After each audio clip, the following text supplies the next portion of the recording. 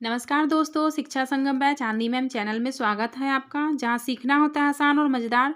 तो आज हम जानेंगे अभ्यास 3। अभ्यास 2 तक हमने कल कर लिया था। तो अभ्यास 3 हम पढ़ेंगे। तो अभ्यास 3 में है, चलिए देख लेते क्या है। रिक्त स्थानों की पूर्ति कीजिए। ठीक है, पहला क्वेश्चन है, वर्तमान में भारतीय मुद्रा की सबसे छोटी इकाई डैश प्रचलन में है। तो अभी आप सबसे छोटी इकाई किसको देखते हैं? सबसे छोटा पैसा जो होता है 1 रुपया हो जाता है। ठीक है, अगर आप पापा के पास भी आप जाओगे तो मांगोगे तो सबसे छोटा पैसा दीजिए, सबसे कम पैसा दीजिए, तो वो सबसे छोटा पैसा यानी कम पैसा 1 रुपया ही देंगे। तो यहाँ पर हम लिख लेंगे 1 रुपया। ठीक है, दूसरा है 5 रुपये के 100 नोट कितने रुपए के बराबर होंगे? तो 5 रुपये के 100 नोट कितने रुपए के बराबर हो जाएंगे? तो 5 रुपये के 100 नोट 500 के बराबर आ जाएंगे। ठीक है, तो तीसरा क्वेश्चन है, 10 रुपये प्रति कलम की दर से 15 कलम का मूल्य कितना रुपए होंगे? तो देखिए 15 कलम का मूल्य 10 रुपये की 10 रुपये से मल्टीप्लाई कर दीजिए, 10 गुना 15 तो 150 रुपये हो जाएंगे। ठीक है, 150 रुपये।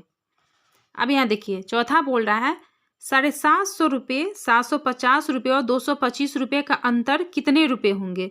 तो 750 में 225 रुपये माइनस कर दीजिए। तो यहाँ देखिए जीरो है तो जीरो हो जाएगा, ये 10 हो जाएगा, 10 में से 5 गया 5, ये हो जाएगा 4, 4 में से 2 गया 6, सॉरी 4 में से 2 गया 2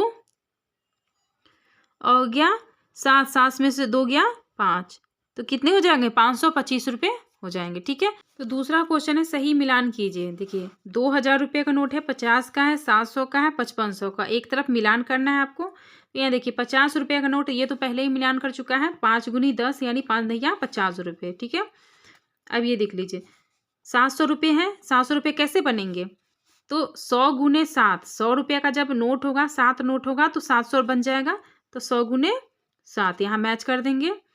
अभी देखिए 5500 रुपये, तो 5500 रुपये 1100 रुपये, 11 नोट होगा 500 का, तो 5500 रुपये बन जाएंगे।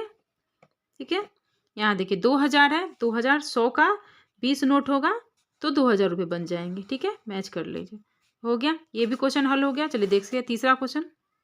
चलिए पहला क्वेश्चन देख लेते हैं, 500 रुपये 50 के 5 नोट के बराबर होते हैं, तो कैसे होगा? ये नहीं होगा, 50 25, ये तो 250 ही रुपये आएंगे ना, 500 रुपये नहीं हो सकते, तो ये गलत हो जाएगा। ठीक है, गलत कर दीजिए। दूसरा है, 500 रुपये का नोट मुद्रा की सबसे बड़ी इकाई है। हाँ, 500 का नोट अभी के हिसाब से मुद्रा के सबसे बड़ी इकाई है। तीसरा है, 200 रुपये को 4 बच्चों में बांटने पर प्रत्येक बच्चे को 50 रुपये मिलेंगे।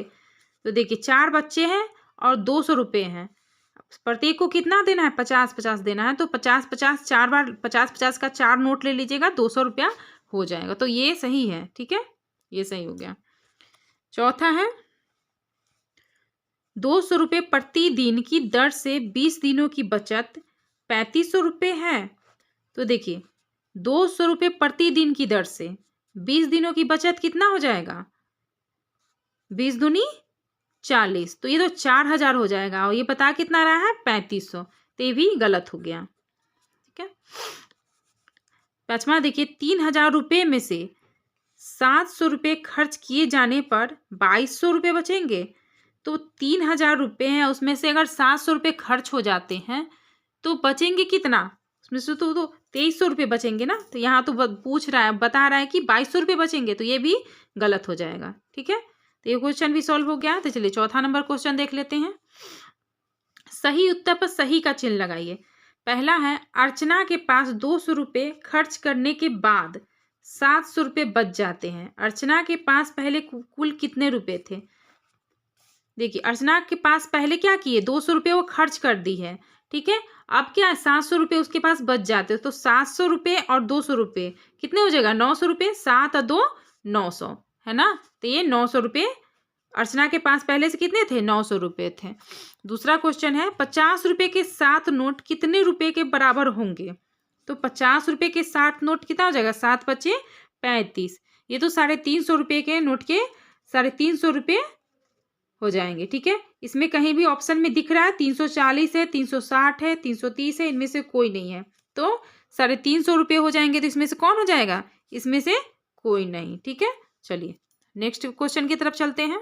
तो तीसरा क्वेश्चन है, सीता ने 42 रुपये प्रति पुस्तक की दर से 5 पुस्तकें खरीदी, उसने कुल कितने रुपए खर्च किए।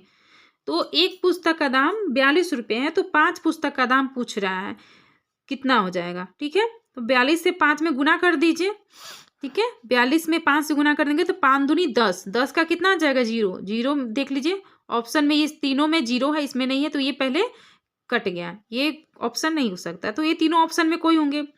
अब देख ले, 5 चौका 20 और एक जो हासिल बच छूटा हुआ था वो, तो क्या हो गया, 21 हो गया। 21 किस में है, सिर्फ इसी में है, तो ये ऑप्शन सही हो जाएगा, 210 रुपये हो जाएंगे। ठीक है, चौथा नंबर क्वेश्चन है, एक मजदूर की मजदूरी प्रतिदिन 160 रुपये है, वह 48 रुपये में कितने 480 रुपये में कितने दिन काम करेगा। तो देखिए 160 रुपये है प्रतिदिन और वह 480 रुपये में कितने दिन काम करेगा। तो मान लीजिए ये जीरो से जीरो हटा दीजिए अभी। ठीक है, 16 से मल्टीप्लाई कर लीजिए, 16 तिया 48, तो 160 तिया 480 हो जाएगा। ठीक है, तो वो कितने दिन काम करेगा 480 रुपये में, तो वो 3 दिन काम करेगा। ठीक है, चलिए आगे के देख लीजिए। 5वां क्वेश्चन है, मुद्रा की सबसे बड़ी इकाई क्या है।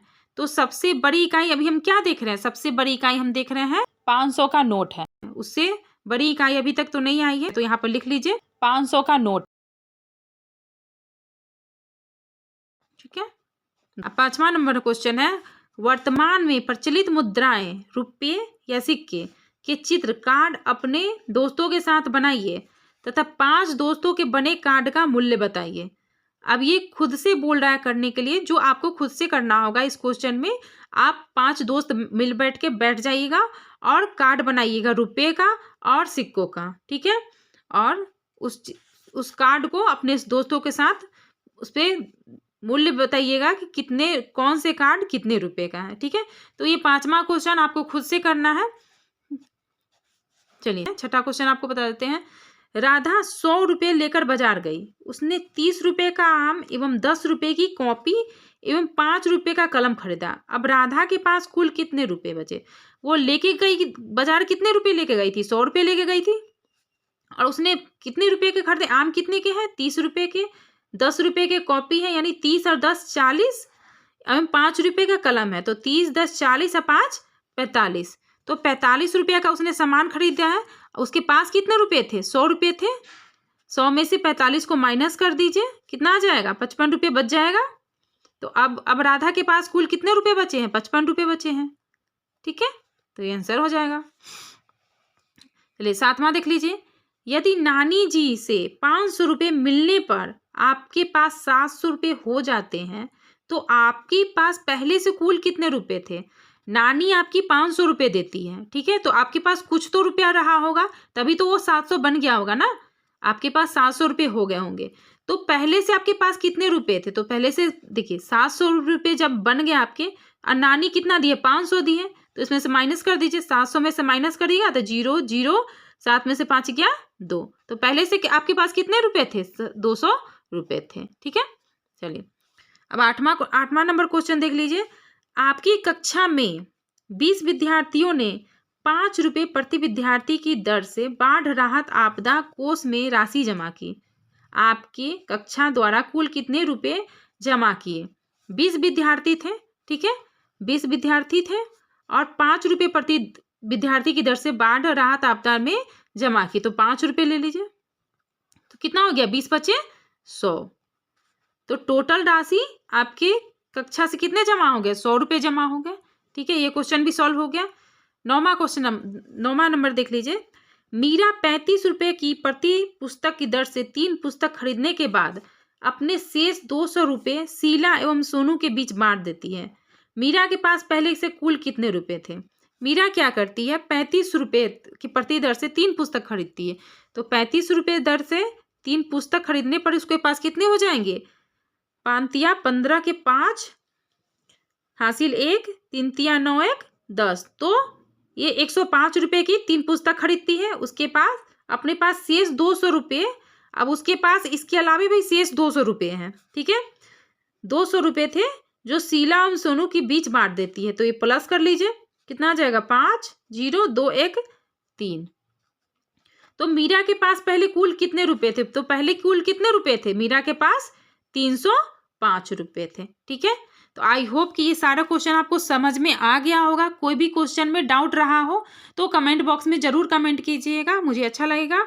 और लाइक कर दीजिएगा, सब्सक्राइब कर दीजिएगा नेक्स्ट वीडियो के लिए। धन्यवाद।